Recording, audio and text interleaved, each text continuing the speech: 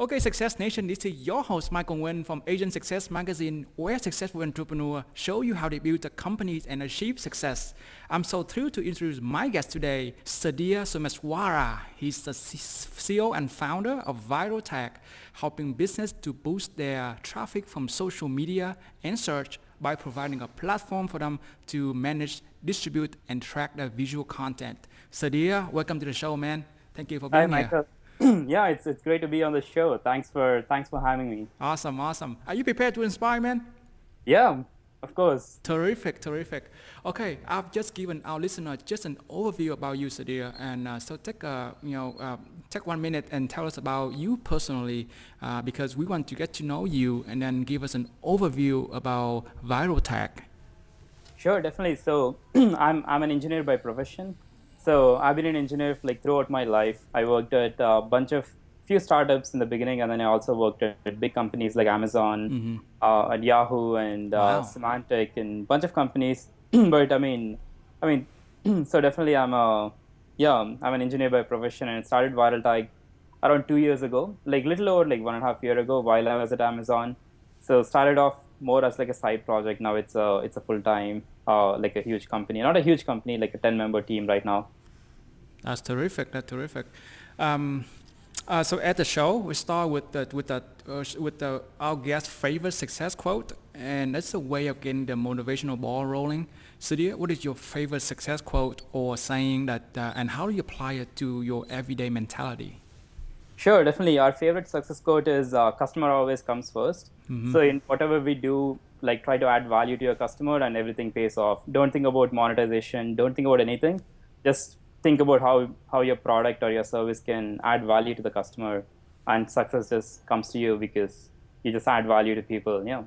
Awesome. How do you implement this belief throughout the companies to make sure that customers always come first? So it's actually like a very tough process. Saying is much easier than actually implementing and executing it. So it starts from hiring, like when we hire anybody for the company. So we always like look for those attributes. Is a person thinking more about customer, or are they thinking more about making money, or they're just like worrying about something else? So figuring out, this it's also a like very difficult thing to figure out. So kind of like figuring out indirectly, like what are their motivations, do they really believe in customers, and just getting the right people on board is like one of the biggest challenges. So once you have the right people on board, it's about constantly stressing the point that customer always comes first, and then having a customer persona in mind. And so any decision we are trying to make, we always think about how can it help customer.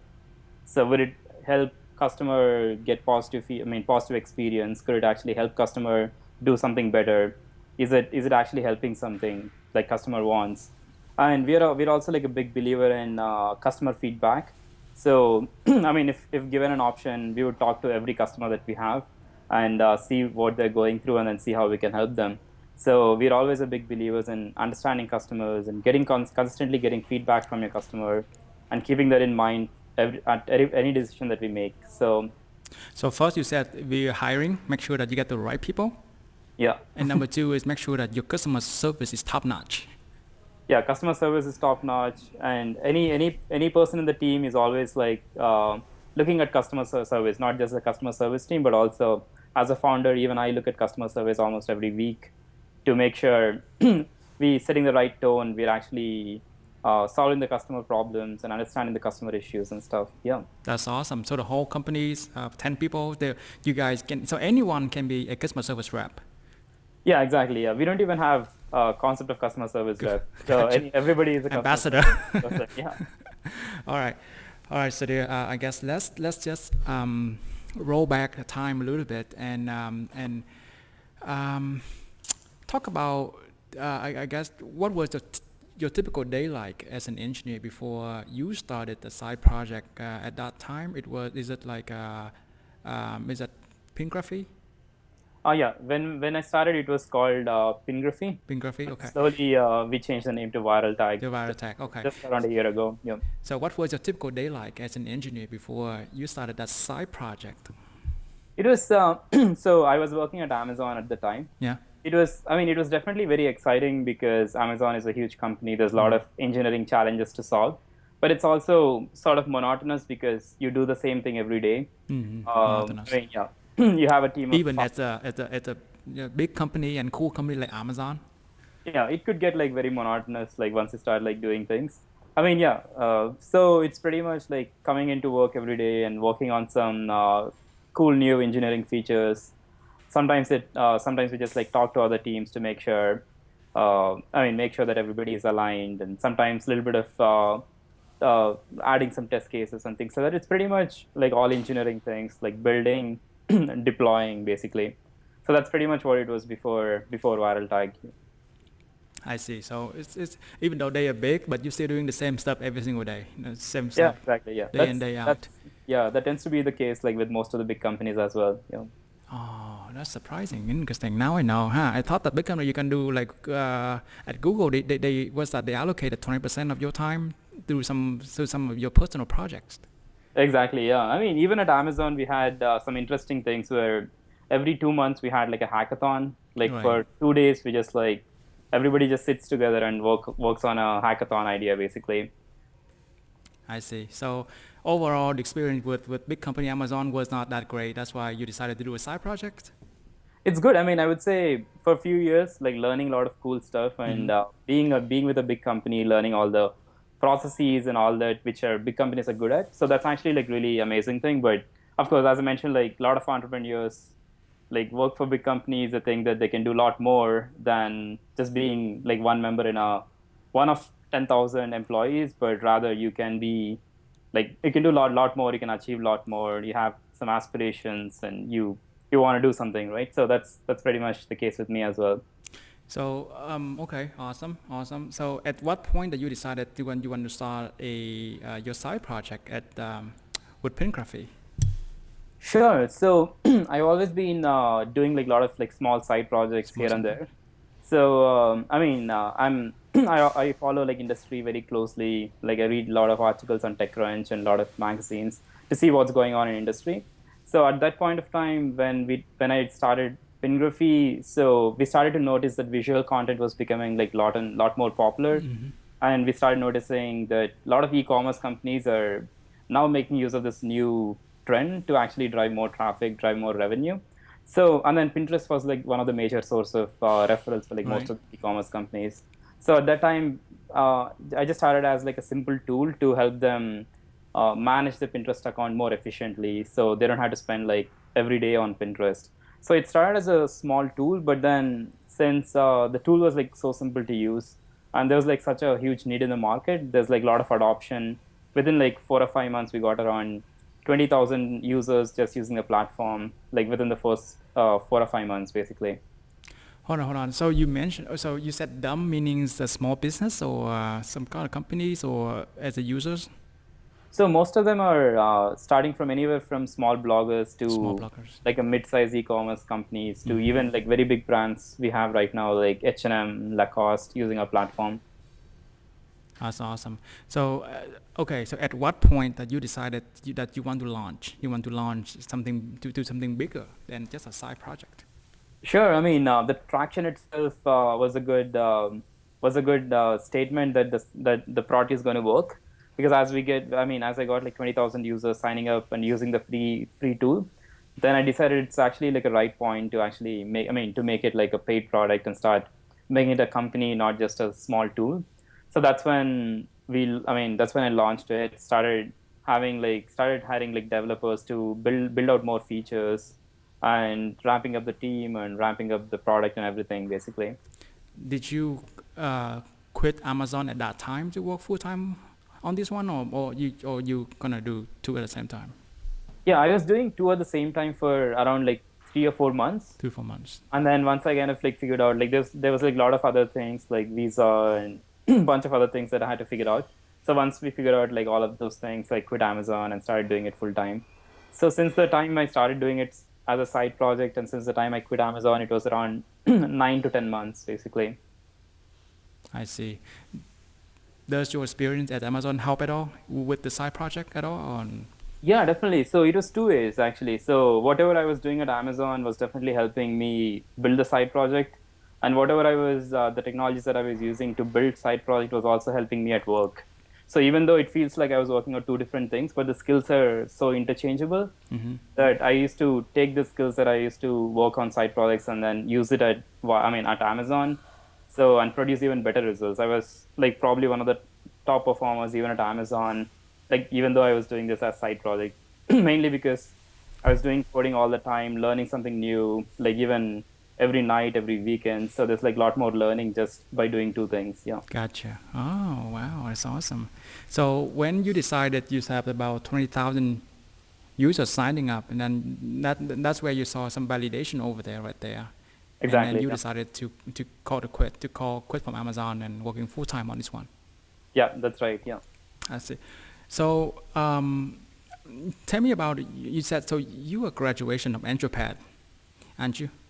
Yeah, that's right. So we just graduated from AngelPad 4 months ago now. Four Yeah, months ago? months. Is Yeah. that so? At what point that you decided to sign up to become Andropad, to sign up for Andropad? So right after I quit Amazon, I started doing viral tech full time. Uh, Then one of the things that came to my mind was it would be great if I'm part of like a community where there's like a lot of other startups and people who can mentor me how to do certain things certain way and how to succeed in this in this particular path. So I thought AngelPad was like one of the good accelerators out there in the US. So we applied to AngelPad after that, and then got in like after like a couple of months. wow. So yeah. Was that competitive though? Was it competitive at that time? Yeah, definitely it was very competitive. So I think their acceptance rate is around 1%. 1%. So which is definitely pretty competitive. Yeah, even compared to Y Combinator, which is like 2 to 3% or something, I guess. Yeah. Did you ask them why they picked you? Um, I mean, not really. Yeah, that's a good question. Yeah, I didn't end up asking them. Yeah. You asked them asking, so they just saw that your product, so there are some potential with your products, and that's why they picked you. Yeah, of course. I mean, every startup that was part of AngelPad had a great potential, and I mean, yeah, that's the reason everybody is there. I mean, there's like a lot of great founders as well. So everybody I met at AngelPad were like really amazing, really smart. One person is like smart in like say growth hacking. Maybe other person is really smart in technology, or another person in design. So everybody is like super smart there. So that's one thing I can say for sure, that everybody that goes into AngelPad are like really smart. Yeah. That's awesome, man. I would love that we have more time to talk about just more about Andropad. I would learn more about Sure. that. Yeah. But anyway, we have still a lot of things to go through over. So, all right. So, when you decided to quit Amazon and focus 100% to viral tech, and then decided to sign up to Andropad, did you develop viral tech while you were at Andropad though? Not so much actually. So at AngelPad, it's more about taking a step back. No step back. Like I mean, when when I was just doing full time before AngelPad, it was more about like just releasing new features every day. But then you almost get to enter a stage where you're kind of like just surrounded by your own ideas. You just get into that execution mode. So it was a great experience at AngelPad. We took a step back and then thought of the market as a whole and see how we fit in the market. What are some things unique that we can do to kind of explode or grow even faster in the market. So it is a little bit of a step back, but then also like a lot of lot of learning in terms of the market, and then how the dynamics work and everything basically. How did that thinking of or action of taking a step back really help you define or shape the product vision of Virotech at that time? So yeah, I mean, so when you're actually just in the mode of like developing things, so you always have like a plan, and you always like, okay, I'm done with this. Next, go to step 2, step 3, step 4. You keep going in that path. It's almost like very well defined path, but one thing that you're missing out is I mean, having like a huge, bigger vision and bigger picture of what's going on in the industry, what's going on with customers, what products are they using, and so that's something that you might lose when you're like too focused on execution. I mean, it's great if you have like a clear idea and then you start executing, but then if your vision is like not very clear, and if you start executing, you might actually end up spending a lot of work without actually seeing any results. So taking a step back actually helped us like look at it like from a fresh point of view, not without the pressure of executing, and figure out like what's the right steps to take forward. Is it is the right step to take forward, expanding in this direction or maybe another direction. So, and also, does it make sense to raise more money? Does it make sense to just like be bootstrapped? So even, I mean, even having like a firm answers to these questions would really help you put your step in the ground and say, from now that I have all the answers, I can just like quickly execute now without, yeah, breaking anything. Can can you give us one example that the experience you went through with Anthropath and how those thinkings that you apply? Pick one example that how you apply that to viral tags. How did it help you? Yeah. So one of the things, I mean, say the one of the first exercise that we did at AngelPad was we went and spoke to 30 customers about a problem and try to figure out, try to indirectly figure out whether they actually had, I mean, if you go to a customer and say, oh, do you have problem managing a Pinterest account? Everybody would say maybe yes, no, but it's not like I mean, of course, since you're asking if you have a problem with something, you'd likely get an answer of yes. But I mean, kind of like figuring it out by just like talking to you, like mapping it out and saying like, oh, how's your social media scheduling like? What are some of the things that you do on a daily thing? And then kind of inferring what are the problems that you have. So rather than just asking direct questions. So having this kind of infrastructure or the framework in place, kind of asking like 10, 20 customers and figuring out the problems that they have with respect to the solution that we are providing, and also figuring out additional problems that they might have. So one of the things that we figured out was, so users not only were looking to save time, but they were also looking to get more traffic. I mean, because that's the end goal. I mean, even though we started as like a time-saving tool, but as we spoke to more users, we figured out it's not just about saving time, but also about helping user get more traffic at the end of the day. So that actually was a big change, because from then on we started thinking about how can we help user get more traffic, how can we help user get more like views or more sales. So from being a simple tool, now we are actually thinking in totally different direction. So maybe Pinterest is not the right answer, so we expanded to Facebook, Twitter, Tumblr. Now we have Instagram scheduling as well. So kind of having like all things in one single place can make their life easy, but also help them get more traffic, more signups. And we also started adding more features which are like much more oriented to how do we make sure your image looks great on every social network. So optimizing images to make sure that they're rendering perfectly in every social network would give them more traffic, basically.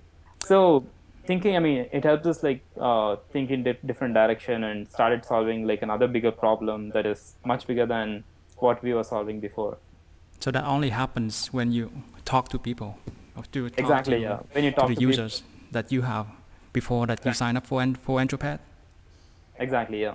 Man, that's terrific. So basically, if you didn't join Anthropath, you would just go implement mode and just coding and coding, cranking out Yeah, code. we would have been like implementation mode for a year, and then maybe we would have realized like, oh, why isn't it growing? Yeah, let's take a step back. But yeah, so we would have figured it out like eventually, but then being at AngelPad, we figured it out like much faster. Much faster. Okay.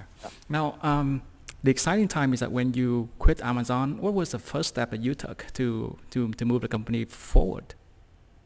So the first step that I started taking was like looking for great developers, because I mean, a big company can't be built alone. So I could actually spend my time like doing coding every day, or I can actually spend my time hiring two developers who can help us take us like 3x forward, because now that, I mean, by then I will be like 3 developers, right? So I spend most time just getting more developers like to build out the product. And at that time, you were using your own fund for the project, Yeah, it is the or you have some company. funding going Yeah, the on. company was bootstrapped until we Bootstrap. joined AngelPad. Like it was completely bootstrapped, and we had some revenues as well from the customers that were part. I mean, from the customers that we had even before AngelPad. So yeah, we were sort of like cash flow positive, mainly because we just had like a couple of engineers. And I see. I see. Do you have any trouble of finding the good talent to help you out? so Some good yeah, engineers are helping you out. definitely. So there's definitely a big problem with finding good talent in the US. So one thing that I ended up doing is keeping my engineering team all in Bangalore, in India. So I was able to get like really good talent in Bangalore, like really nice, really good experienced people. And so we have like a team of 4 engineers in Bangalore right now. So I mean, all of them are like A plus engineers, like really really good engineers, basically. Man, I need to ask you why, because there's so many engineers, so many places you can find talents, but then the result is not that's what they promised. Exactly, yeah. So definitely it's I mean, there's like a big scarcity in San Francisco, the Valley area, and also in New York area. It's really hard to get like a good engineer, and it's also, even if you end up getting a really good engineer, there's like it's very expensive to hire an engineer in the US, basically. So yeah. So how do you feel about taking your first step? Do you think that you made the right decision, or what if you had another opportunity, would you do it again? Yeah, I would do it. I mean, yeah, that's, I mean, it's always exciting when you're starting out, right? So you have a huge vision and then you're very pumped and you're very excited. That the first step was probably one of the best decisions I've made. Yeah. That's I awesome. would do it like maybe 100 more times. Yeah. That's awesome. So the first step, you just hire more people to help you out, so increase your productivity by 2 or 3 times.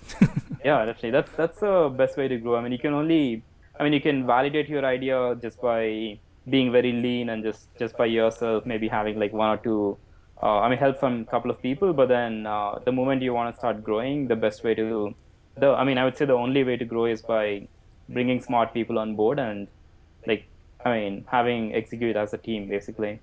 What was the lesson that you learned from the whole first step experience thing? The first step experience, hiring is definitely hard and it's not as easy as you think. So I started looking for developers in the US, and it was like super hard to get like good talent. So and yeah, and then one day for some reason I got a resume that was in India, and I started interviewing, and it was a great experience. And I figured out that I can actually hire like lot more smarter people, like really good skill set in India than actually hiring somebody in the US. So I decided to just like expand my team in India and just keep ramping up from there. Did you hire from Elance or some other site, or I know. So we hired an intern. I mean, so the way we hired was we hired an intern, and they started as interns, and then we converted them to full time. So at the time, like when I hired, like I actually hired interns. So we had like a couple of interns in India back so then. apparently Elan doesn't provide you interns, right? They don't provide you Yeah, only that's right. Yeah. professionals. So you have to, so what was the route that you can post a job for interns then? So there was a website called Intern Shala Intern Shala. that is specific to colleges in India. And then, I mean, yeah, since I studied in India, I was there until I was 23. So I know what are some of the good colleges in India. So just by, say, suppose if you have somebody coming from, I mean, MIT or Stanford, you know that They're they pretty might be good, good, yeah. right? Yeah. So same thing, like India has IITs and BITS Pilani. So those are like the top colleges. So I got like a couple of interns from like really well-known colleges. So I mean, the risk is lesser, even though, yeah. So that was a good decision. Yeah. That's the greatest. That's a new secret source of talent, huh? Yeah, definitely. Yeah. All right. So you got some tractions. You got about 20Ks of users, and you got some monies from I mean some revenues from those users. Exactly. Yeah. Yeah. And so what was your other big first challenge of getting traction while you're on that growth? So I mean, yeah, I guess so I don't know who said it. I mean, always think in like multiples of 10. So try to get the first 10 customers, then get the first 100 customers, 1,000 customers. So even though we had like 20,000 customers, like only 700 of them are paid customers. So my challenge was to get the 1,000 customers. Hmm. But to be honest, like going beyond 1,000 and getting 10,000 customers is like, I would say it's altogether in a different challenge. So all the 1,000 customers that we got was purely through organic channels, like people who search for social media marketing, who search for visual content marketing, in Instagram, Pinterest marketing. They come to us, or somebody who used a platform who really loves it, like through word of mouth and referrals. We get like a lot more customers. But then to go from 1,000 customers to 10,000 customers, those channels are not enough. So basically, just by going with like, I mean, it might be enough. I mean, some companies have proved it, but at least in our case, it wasn't really enough. So the biggest challenge that we faced and we're currently facing is figuring out the next channel of growth. Figuring Is it out the next. next channel of the growth, basically? So is it sales, or is it paid marketing, or is it content marketing, or is it like education, webinar stuff? We just don't know exactly what it Gotcha, is. gotcha. So There's right so now, many fishing poles that, if you will, that you can try. exactly, there are like so many things you can try, and then I mean, so the best way is to pick two things and focus on it, and see how far you can stretch it. So there's always like a limit. There's always like a limit for every growth channel. Maybe with organic, as I mentioned, we were able to get 1,000 customers. Maybe we can get like 100 customers every month, but we can't really get 1,000 customers every month with organic. The same way with paid advertising, maybe there's a limit on how much traction we can get on paid. Then we had to figure out like another new channel of traction. So it's like a work in progress all the time. It's always a moving target to, So what are what are the two channels that you use the most? So, I mean, the two channels that actually work the most for us are referrals and organic, like Referrals and SEO, organics. referrals and organic. That's been working really well for us. But right now, the channels that we are focusing on is more of doing more webinars and Webinars and stuff. education stuff. So we have a webinar running every week. We partner with other companies to do joint webinars. So that's actually like one of the biggest sources of. I mean, that's something that we've been trying out. We still don't have any results yet from that. And another thing that we're trying out is paid marketing. Paid marketing. Paid marketing, which hasn't been really great so far. I would say the webinars are working fine. I mean, we might actually get some good results, but paid marketing hasn't been so great so far. I see you're saying.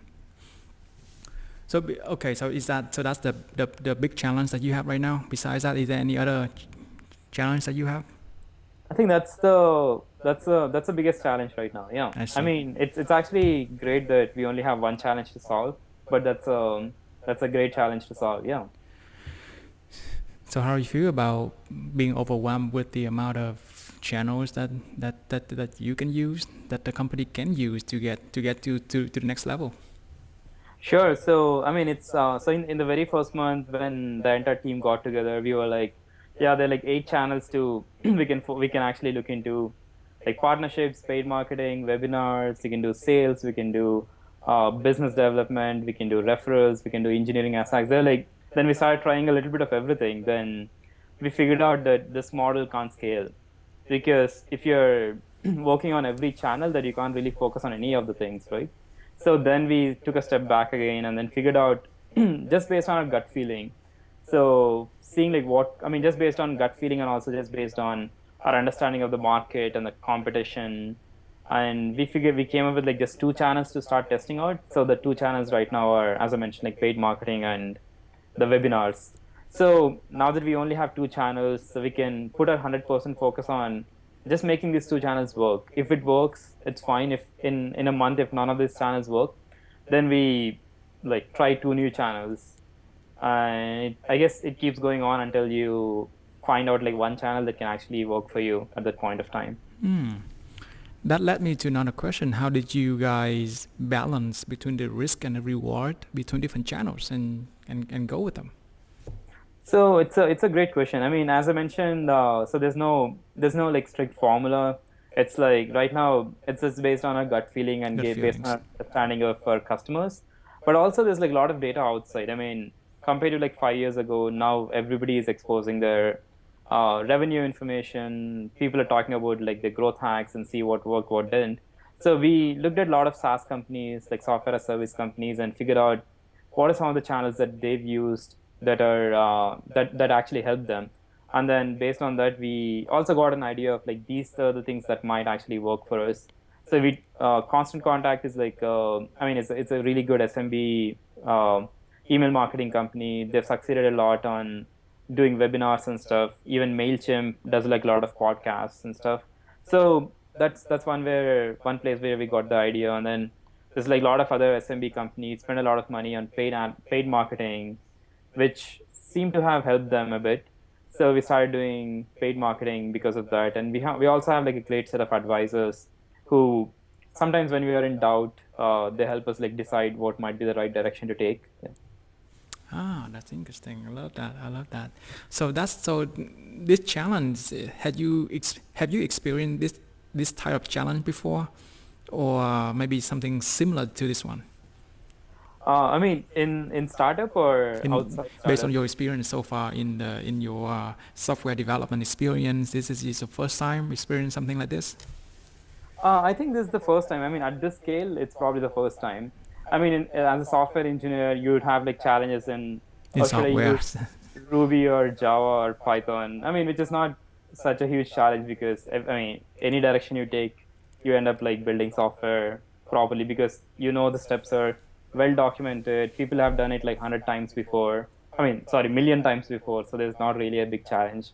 But in terms of software, I mean, in terms of like startup, this is like at a very bigger scale because not anybody, I mean, not many people have done it before, so nobody knows what's the right answer. So that's very exciting, at the same time very challenging, And challenging at first. All right, so we talk about your growth path from 700 to 1,000, basically just via referrals and organics. And how do you figure out to grow your company from 1,000 to 10,000? So so yeah, that's actually the phase that we are in right now. The phase right now. So So right now you're past 10,000 paid customers. no, so we are at 1,000 something paid customers, Paid, and gotcha. we're in the process of getting to the 10,000 paid 10,000. customers. Okay, gotcha. So, okay. So based on what you know from getting from 0 to 1,000, um, okay, can you tell me about a time when you walk into a client's office or get in a call with a client on a webinar, you know exactly that you can make the sales? So sorry, I didn't catch the last So sentence. from what you know earlier, from getting from 0 to 1,000 customers, so you know what it takes, you know all the tricks and tools and stuff. Tell me about a time when you walk into a client's in office or you guys on a webinar, you know exactly that you can make the sales.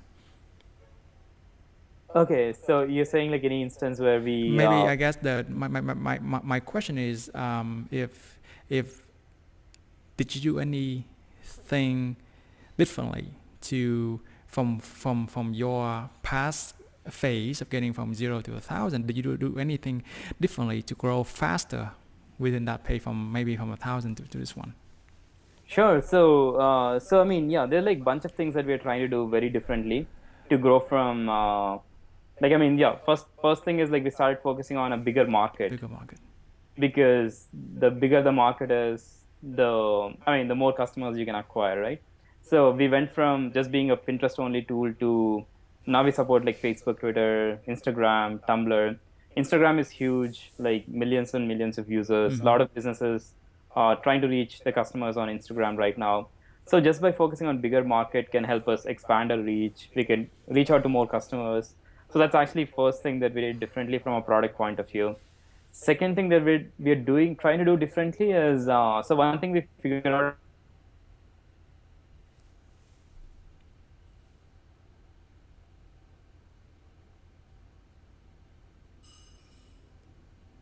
initial 1,000 customers we got are people who are already savvy on social. They know what to do. They know exactly how to grow, and they use a platform to just grow, basically, to make their life easier. But there's like hundreds of other users who don't know how exactly to use the platforms, how to use all these different social networks and stuff. So we figured out, I mean, being more of like an intelligent platform, not just a tool for people who already know what to do, but also suggest them what to do. Like also having like this touch points where we do like a weekly webinar helping them grow. We have this one-on-one consultations, helping them figure out like how to, how to use the platform, how to use different social networks, how to grow your business and stuff.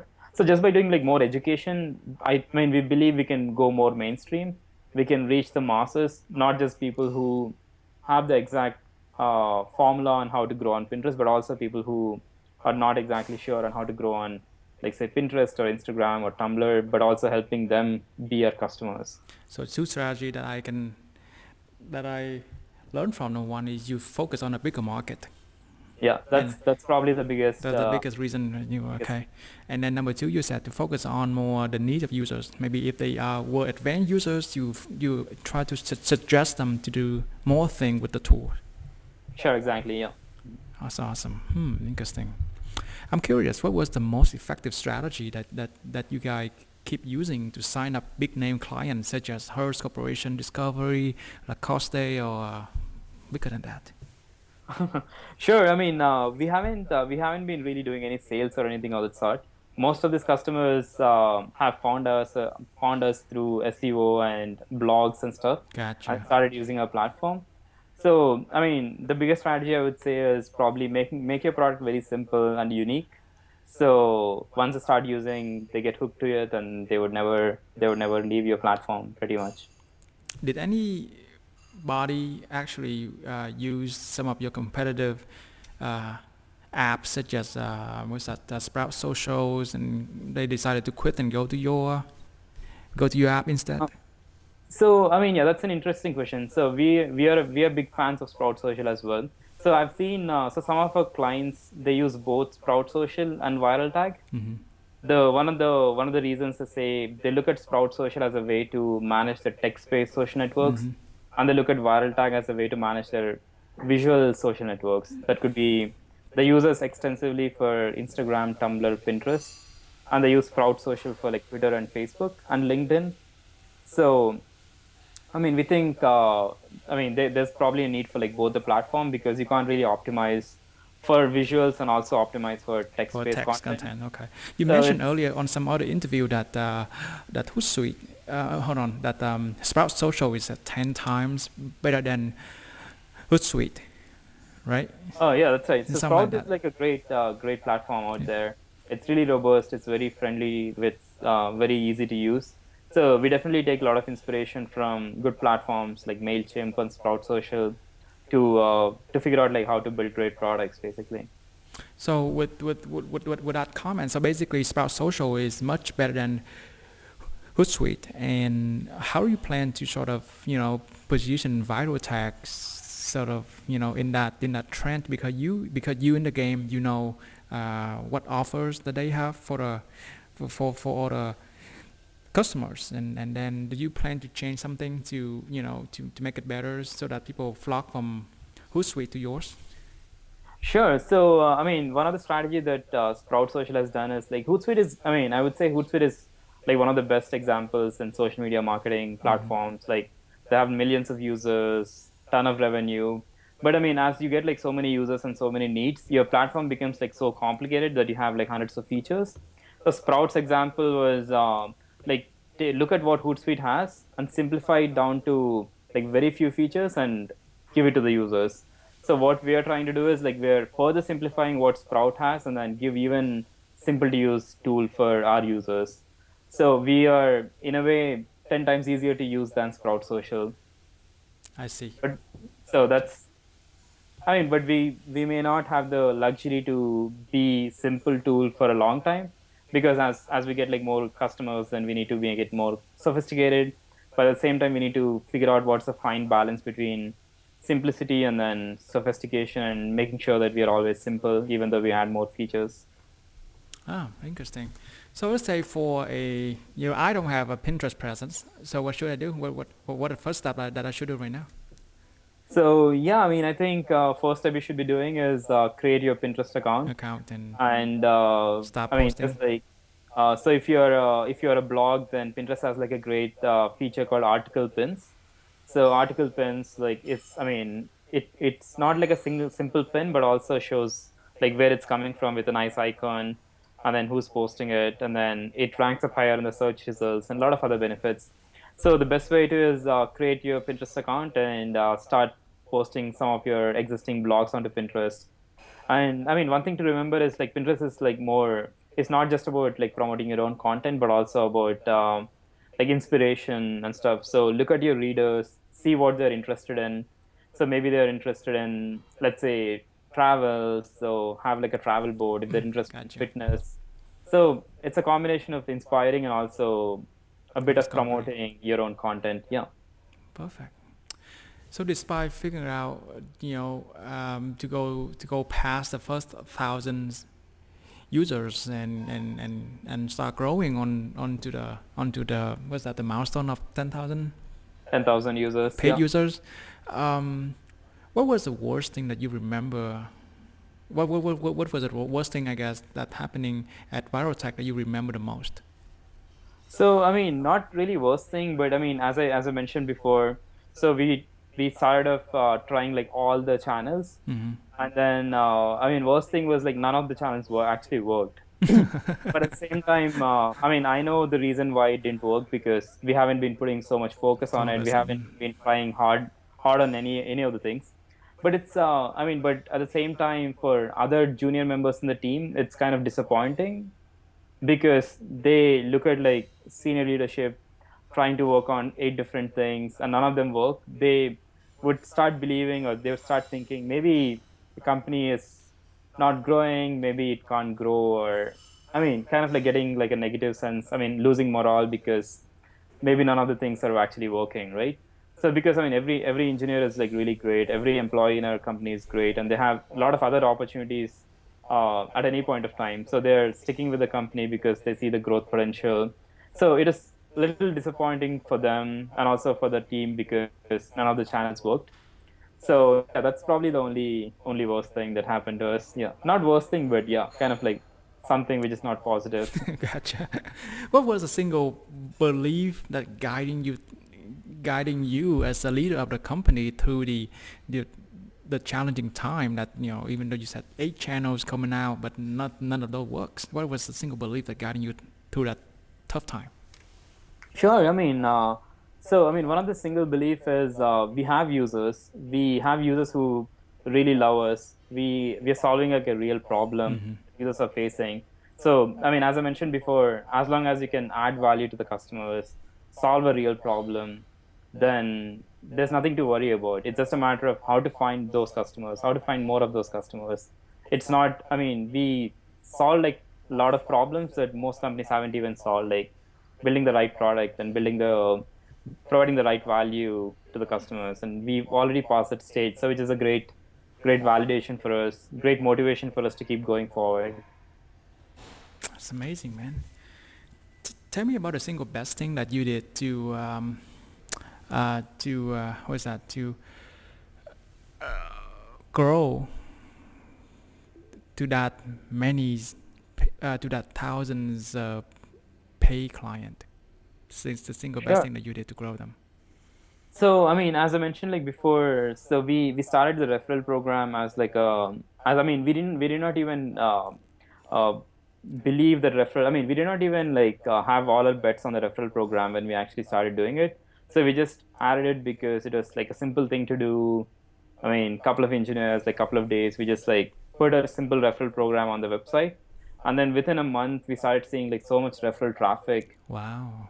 So it's something similar to what Dropbox has done. Like you invite a customer, you get $30 credit, so it's like almost like a month free on your subscription. So people started inviting a lot of their I mean, a lot of the readers, a lot of their friends, because one thing we realize is like some of our users are like very well connected.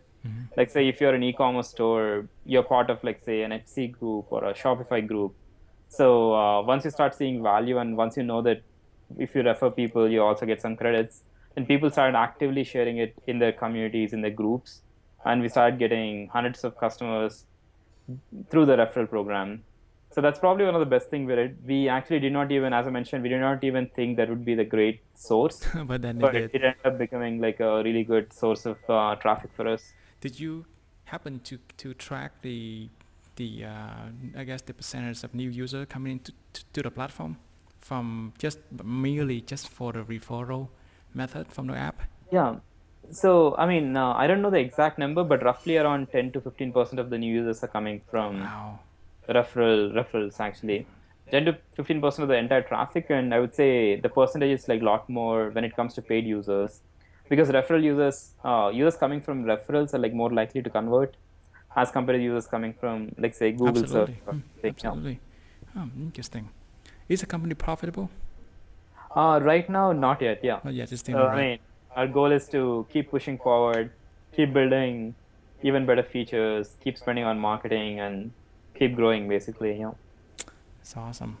What was the best part of of growing the company so fast and enjoying thousands of paid users? Something that which you that maybe when you work as an engineer, you would never think of that accomplishment before. What was the best part of that? So definitely one of the biggest thing is seeing your team achieve great things, Okay, great, seeing your thanks. team members growing, and seeing them exceed, seeing them be successful. So that's actually really great because I mean, one, because they're growing and they're doing a lot of amazing things. Second thing is because they're helping the company as well while they grow their careers. So that's been great, and also getting exposure to hundreds of things because I would I would never have dealt with accounting if I was at Amazon. I would have never dealt with, like, say, sales. I would have never dealt with like just people management. Maybe a lot of things we wouldn't have even touched if if I was at like Amazon, or even if I was like a very small startup still looking to grow. There's like a lot more things that you end up like covering. I mean, touching when you're like a growing startup. So that's even more rewarding to see your team grow than having more pay clients. Exactly. Yeah. I mean, it's actually. I mean, yeah. As if your team is growing, then of course you get more customers, and I mean, it's all a win-win thing. I So guess. it hit the plateau and you hit that so many pay client, then you see something even better. So when your team growing and contributing, and you learn something better, you just learn something new about people's skill and stuff. Exactly. Yeah. It's amazing. How do you feel about competing with other big guys like Buffer, Hootsuite, or Social Sprout? It's actually. I mean, I would say it's very exciting because we are in a stage where we can start competing with big guys, and it's also really exciting because I mean, I don't think anybody has really solved the. I mean, of course, like companies like Hootsuite and Sprout Social have solved some part of the problem, but nobody has really solved the problem of say how Hootsuite. Like most of the people use Hootsuite for the monitoring solution because you can monitor like what people are talking about your brand, and Right. like if you're a small company, it's like very important. They really solve the problem. That's really great. Sprout Social has solved the problem of like social CRM. So if somebody, it's like mostly like social customer service. If somebody said something about you or asked a question on social, like how can you assign it to your team members and quickly solve it? But in a way, nobody has really solved the problem of how to help users get more traffic from social, how to help them get more engagement, how to grow their audience from social. I mean, I know everybody has publishing tools, but as I mentioned, like publishing is just like a time saving thing, but not really helping them figure out how to grow. I mean, maybe the insights are missing, the steps are missing. As a small business, if I if I go to Hootsuite, I really don't know how to grow my business. I know how to monitor my business. I know what people are talking about my business. And if I go to Sprout, if I have a team of 5 members, I can know how to distribute my customer service across these 5 team members. But as a small e-commerce company, I don't know how to grow. I don't know how to get customers from social. So that's a problem that we want to solve, which is, even though it's all in the same social space, but we're trying to solve like a different problem. And I know Hootsuite and Sprout Social are also trying to solve the same problem, but we believe that we are still very early on. Everybody's still very early on. There's like lot of things happening in social. There's been like 5 or 6 years since social is hot. There's like 10, 15 more years in near future, and we can be even bigger than Hootsuite. Maybe, I Wow. don't know, maybe 2, 3 years down the line. Yeah. That's amazing, man. You find the perfect sweet spot Yeah, where definitely. everyone is trying to, like you said, this is very early on. Everyone is trying to grow into that area where to bring more traffic instead of just monitoring all the tweet and things going on social media. Sure, definitely. Yeah.